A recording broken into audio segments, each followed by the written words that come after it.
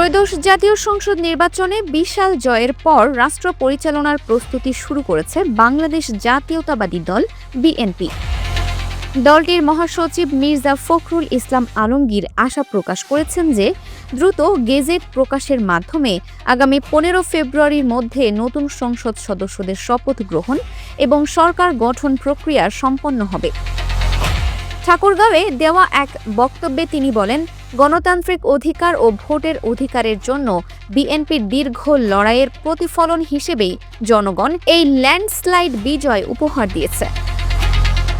এদিকে নির্বাচন কমিশন সচিব আক্তার আহমেদ জানিয়েছেন, 297টি আসনের বেসরকারি ফলাফল পাওয়া গেছে এবং দ্রুততম সময়ের মধ্যে এসব আসনের গেজেট প্রকাশের প্রস্তুতি নিচ্ছে কমিশন। এবারে নির্বাচনের সংসদীয় আসনের পাশাপাশি অনুষ্ঠিত গণভোটে পরিবর্তনের পক্ষে হ্যাঁ জয়ী হয়েছে। প্রাপ্ত তথ্যানুযায়ী 4,80,00,000 মানুষ সংস্কারের পক্ষে রায় দিয়েছেন, যা না ভোটের তুলনায় দ্বিগুণেরও বেশি। অন্যদিকে নির্বাচনে কারচুপি সংক্রান্ত অভিযোগের বিষয়ে বিএনপির স্থায়ী কমিটির সদস্য নজরুল ইসলাম খান বলেন, কেউ অভিযোগ করলে তা প্রমাণের দায়িত্ব তাদের ওপরেই বর্তাবে।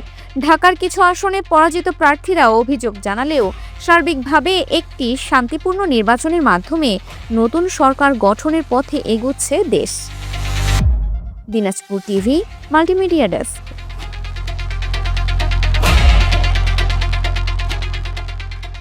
দিনাজপুর টিভি, মানুষের জীবনের কথা বলে।